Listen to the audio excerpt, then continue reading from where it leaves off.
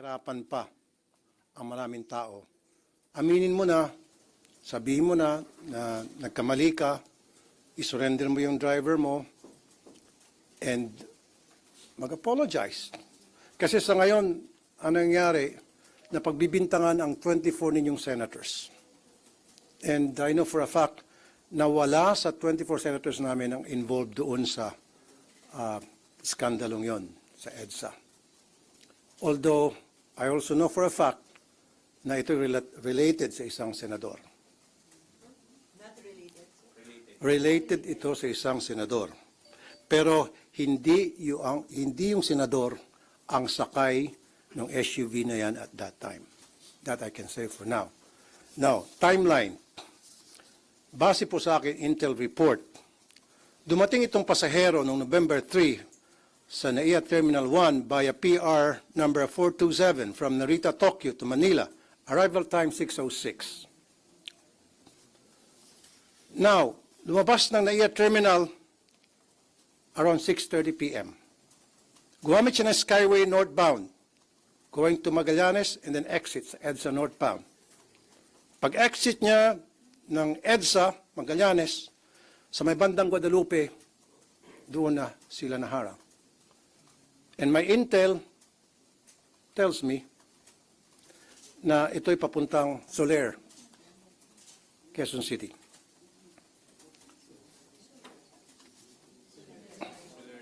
Quezon City. Trinoma. Isang Soler naman sa Quezon City. Yes. And yung security niya, yung nakasakay sa transit, ay former AFP member. And that's why we will coordinate with the AFP para alamin, tukuyin kung sino yon. At syempre, pag natukoy yon, kakausapin natin yung security. Most probably, baka sabihin niya kung sino yung kanyang VIP. For now, yan muna masasabi ko sa inyo. Unless you have some questions. Related, kamag-anak po. Kamag-anak ng isang senador. Ang nakakainit ng ulo rito ay itong MMDA. Itong MMDA, pag nagpatawag ko ng hearing in legislation, ito yung mapipirito. Yung piritong sunog, alam niyo yun? Kasi nga, ayaw nilang mag-provide ng CCTV footage. Very uncooperative itong MMDA. Parang meron silang tinatago, parang meron silang pinagtatakpan. Why? At nakapagtakap, palagi may nakatakas dyan sa bus lane na yan. Anong ginagawa nito mga motorcycle unit ng MMDA? Palagay ko ginagamit ito pang escort sa mga VIP. Na dapat ginagamit yan sa trabaho, paghabol, panghuli ng mga traffic violators. Nagagamit ito sa aking information para mag-escort ng VIPs, mag-escort ng mga patay, mag-escort na pag may mga binyag, kasal, etc. Magigisa itong MMDA sa akin. Sir, magpapatawag po ba kayo ng hearing? Kasi humarap na sa isang press con yung driver, sir, si Ed Pan. And ang, sir, konting context lang. Sabi niya, dahil daw on a Sunday yon, akala niya pwedeng pumasok doon sa bus lane yung mga private vehicles. Yun yung... Yan, hindi ko alam yan. And I don't even have the name of the driver yet. But I have to find out. The reason bakit talaga ako pursige itong mag-imbestiga, hindi, pangalawa na lang yung para malaman kung sino yung taong yon. Primarily dito, para malaman bakit hindi ginagawa ng MMDA ang kanilang trabaho. Dahil kung napapansin nyo, ilang beses nang may nakatakas dyan sa bus lane. Hinahabol ng mga nagbabantay sa bus lane, SAIC, LTO, Coast Guard. In fact, makikita natin, dinidipahan pa yan ng mga traffic enforcement people doon, nagbabantay sa bus lane, nakakatakas. Nasaan yung motorcycle unit ng MMDA na supposed to be habulin yun? Nasaan yung hagad ng MMDA na hahabol doon sa patakas ng mga traffic violators? Nasaan? Nandoon po sa mga VIPs. Pinay-escort illegally. That's illegal, I suppose. Ang MMDA motorcycle unit dapat yan ginagamit sa pagpapatrolya sa traffic, paghahabol sa traffic violators, hindi pag-escort ng mga VIPs, hindi pagsama o pag-escort sa mga patay, sa mga funerals. At yan po ang nangyari ngayon, and you guys know this. And that has to stop. Sir, nag-file na kayo ng resolution regarding this? I will draft a resolution para in legislation para ma-stop na to. Ang primarily the reason why I want Senate investigation is bakit may nakakatakas yan palagi. At nakita ko ng problema, MMDA, ang malaking problema rito. May mali ba sa pagre-release pa, sir, ng mga protocol plates? Is there any, kasi sir, kayo senador kayo eh. Is there any- Wala akong protocol plate. Yun, sir. So, may need pa ba na bigyan kayo ng protocol plates, yung number 7? Kasi parang naabuso lang, sir. Though hindi naman senator this. Para sa akin, bilang isang senador, hindi na siguro dapat. Ako, I don't know sa iba, pero ako, I don't need it. Why would I need it? To tell the people na ako ay senador? Parang, am I entitled? I was voted by the people to serve them, not to be above them, para makaiwas sa traffic. Dapat hindi ganon. For security reason din ba, sir, ba't hindi kayo gumagamit ng protocol plate?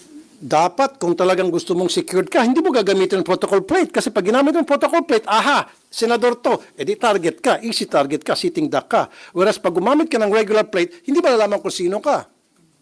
That's bullshit, I'm sorry.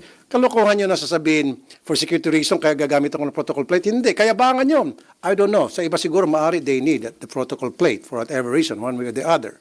They might have their own personal reason. But for me, I don't need that. Sir, you mentioned kanina na kamag-anak ng isang senador. Do you think yung senador alam na at ano yung dapat gawin ng senador? In fairness sa senador, baka hindi niya alam. Sino po ba yung senador, sir? Nala. Kausap niyo na sila yung senador. Sir, nakausap yun yung senador. Yung senador, today, hindi. Pero noong mga nakarang araw, yung biro-biroan, nilapitan ko yung ilan sa mga senador na alam ko na merong puti na SUV. Sinabi nila na hindi ako yan, hindi ko ako yan. And true enough, hindi nga talaga sila. Dahil kamag-anak ka ng isa sa kanila. Kamag-anak ang sakay, sir, nung Escalade Kamag-anak. ng senador. Yung VIP nasa likod, kamag-anak ng senador. Father po ba? Tingnan nyo lang yung picture. Ano bang itsura doon sa picture? Matanda ba? Ha? Green Meadows ata eh. Sir, tama yung kumakalat na picture na match yun. Dun sa, Ano po? tama yung kumakalat na picture na sa tatay ng isang senator. Hindi ko alam. Basta pinost ko rin sa Facebook ko yon, yung mukha niya medyo may edad na. Tinatanong niyo kung taga saan? Green Meadows daw. So, sir, paano yun? Fake ba talaga or hindi yung protocol plate na gamit ng... Sabi ng LTO fake. But that has to be investigated. Baka pinagtatapan ng LTO, nagkamaling LTO, whatever, I don't know.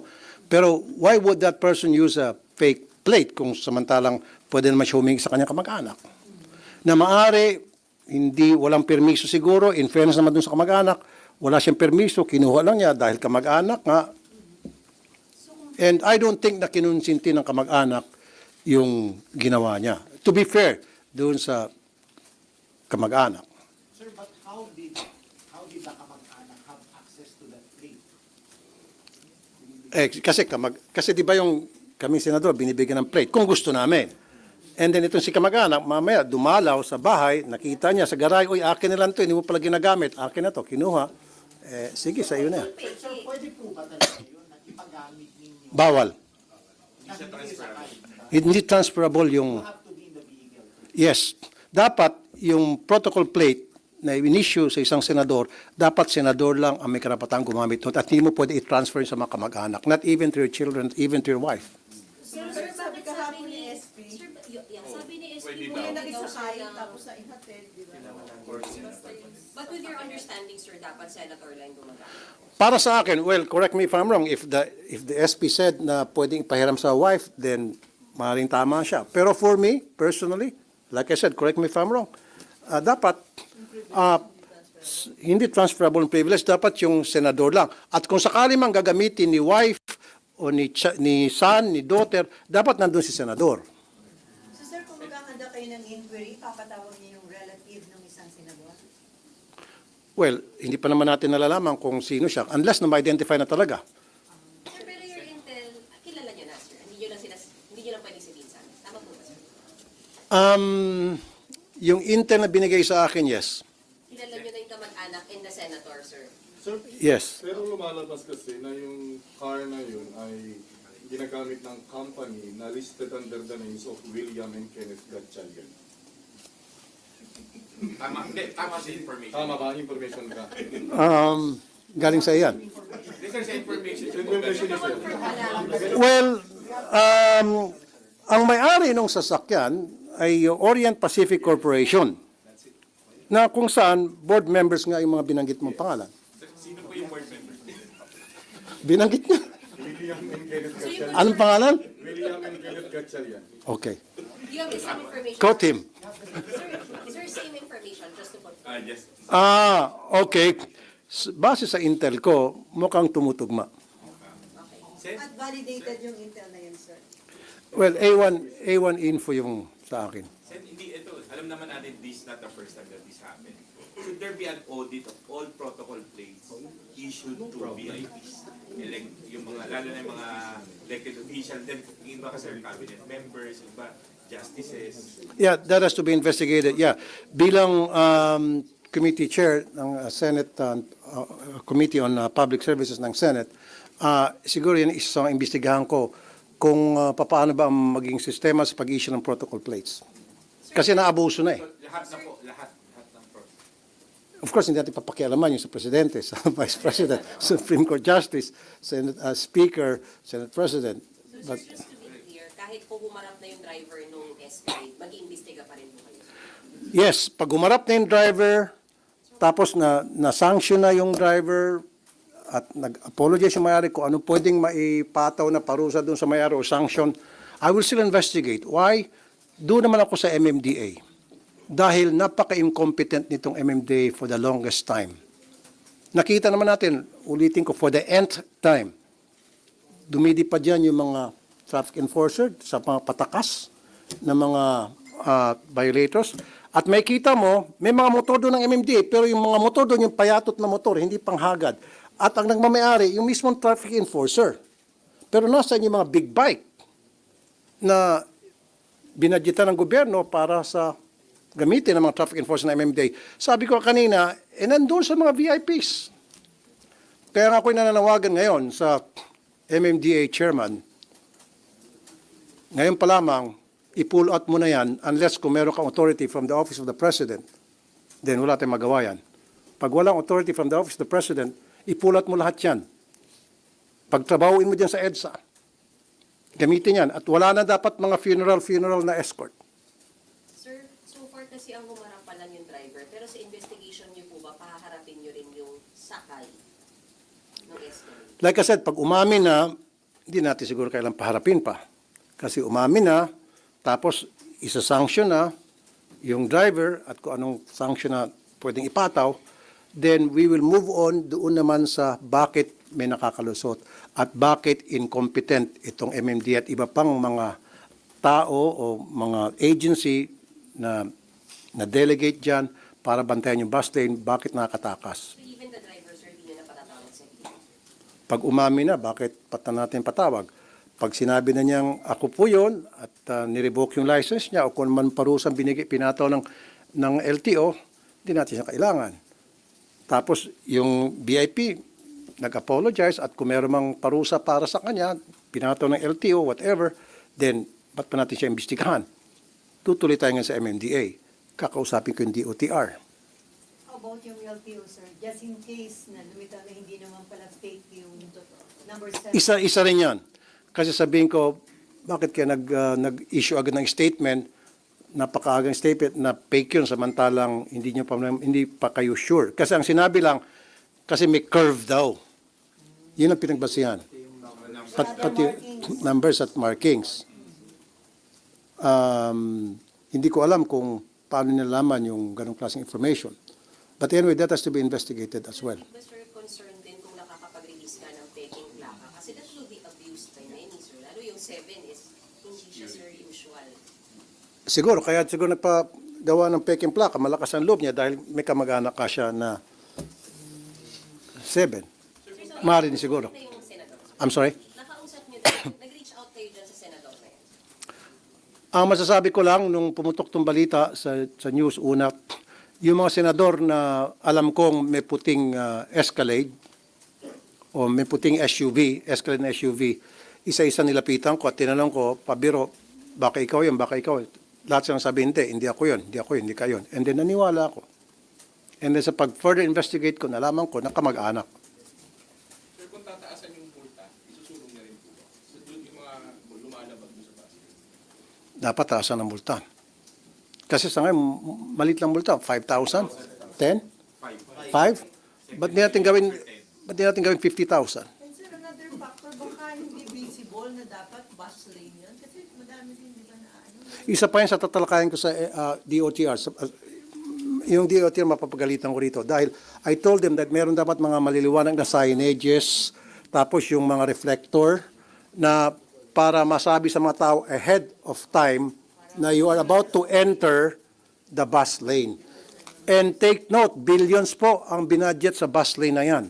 Kaya question ko yan during the last hearing. Concrete lang yun, sir, di ba? Concrete barrier lang, sabi ko, paano naging billions yan? Kasi na pambayad sa security guard, sa janitor, sa bubong daw. Sabi ko, ano ba yung bubong na yan? Ginto. Bakit umabot ng bilyones? Billions para to put a bus lane and then hundreds of millions to maintain it. So isa yan sa susunod na hearing tatalakayin ko. Kasi kapos na ako sa oras ng last hearing sa DOTR sa Public Services. So sinuspend ko. Sa susunod na hearing tatalakayin ko yan. As of yung hearing, sir. Yes, next week. Sir, yung sa 50,000, seryoso po kayo ganung kalaki? Kung ako masusunod, kung akong tatanungin, yes, taasan mo na para wala nang, di ba? Wala nang magbatigas ang ulo. Kasi 5,000, kayang-kaya. Isang taya ko lang sa casino yan. Sabihin ng mga violators. Sir, will you also push ko na dapat 24/7 may nagmamando yung mga tao? Dapat. Anong use na binadgetan mo yan ng by the billions, maglagay ka ng bus lane para mabawasin traffic sa EDSA tapos hindi mo bantayan? Di ba? Isa pa, itong MMDA, may budget naman sila para sa mga traffic enforcers, para sa mga coat bota. Pag umuulan, wala nagbabantay dyan sa bus lane. Wala kasing bota, walang kapote. So itong DOTR, tatamaan din to, DOTR and MMDA. Saan nyo dinala yung pera para sa mga kapote, bota ng inyong mga traffic enforcers? Pero sir, di ba mag-focus na ang Senate sa budget? Paano po natin isisingit yung relegation? Kakausapin ko ang aking Senate President tungkol dyan. Fridays ata, pwede. Fridays, pwede. Monday to Thursday lang. Thursday. So Fridays. Kung kailangan Sabado, di gawin natin Sabado. Sir, ilang senador silang may escalade, may puting escalade? Ang nabigay sa akin na information, na-escalate, puti na SUV. Puti na SUV. Marami-rami din. Ayun, may escalade. Isa. Hindi ko alam. Hindi, meron may puti na escalade na ibang senador. Puti? Basta't hindi siya yon. Sinabi ko nga, hindi yung senador. Walang senador. Pero Dito. sir, nung nakausap mo yung senador, hindi niya sinabi na kamag-anak niya.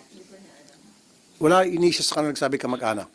Kasi nilapitan ko, biniro ko, sabi ko, boss, baka sa iyon, boss. Sabi ko. Sabi niya, hindi sa akin yun. Tapos later on yun na po nalaman, sir, na kamag-anak. Later on na lang. Nagsipasok, kasi pinost ko sa Facebook page ko and then nagsidatingan na yung mga info sa mga comment section. Sir, pero may in one way or the other, para nagutan yung maputing senador na sa nangyari. Hindi, kasi isa pa to, ano, dahil nung pinost ko sa Facebook ko, yung tungkol dito sa insidente, dinera ko, challenge ako ng ilang mga netizen doon. Sabi, hanggang salita ka lang tulpo, titiklop ka rin, kasi kasamaan mo yan.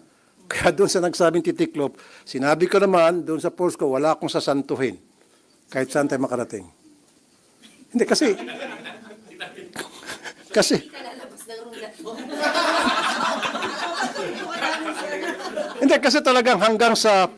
Kaya doon sa... nag-violate, doon sa VIP, umamin ka na lang. I-surrender mo yung tunay mong driver, and then mag-apologize ka, humarap ka, and then kung ano yung ipapato, kung meron may ipapato na sanction ng LTO sa iyo o ng other agency sa iyo, tanggapin mo yon. Magkano lang yan kung may multa. Hindi ka naman siguro makukulong for that. At hindi naman ikaw ang driver. Siguro kahiyan lang. So, kaya mo naman yun. Sige, ilang araw lang, mawawalan din yung kahiyan na yan. Sir, better Meaning ba itong nakita nating driver na to, hindi siya yung driver. May lumutang na driver, I've heard. Pero I don't know if that's the true driver o fall guy lang siya. I don't know. We can tell. Until talagang gumulong properly investigation at lumabas yung katotohanan. Pero fair ba? Kasi ang hinaharap nga nila, sir, yung driver, but not the VIP. But for your part, gusto nyo, sir, dapat humarap din sa LTO, sir, yung VIP na sakay. Correct. Kasi bakit? Kawawa naman si driver. Kasi si driver, sumusunod lang sa utos ni VIP. Hindi mapupunta si driver doon sa bus lane kung hindi inutusan ni VIP. Yun lang yun eh. Bakit natin palagi iniipit yung malilit na tao? Dilis lang itong si driver. Ang pating, yung nasa likod. Pero sir, better ba kung yung senador payuhan yung kanyang relative na mag-surface na nga at mag-apologize? Nasa kanya yon. Sir, very detailed yung flight details nyo, yung from Narita to Tal. So, identified naman doon sa flight details, di ba, kung sino yung VIP na yun. Hanapin nyo. Tingnan nyo doon. Tingnan nyo doon. Hindi ko eh. Kasi ano, may data privacy kaya ayaw ibigay sa akin ng Philippine Airlines. I was trying to ask Philippine Airlines pero sabi, sorry, may data privacy. Pero baka sa inyo, pwede. Sir, pag di nyo daw in-identify, ipapatulog ko kayo sa Okay? Okay na tayo? Sige, thank you guys.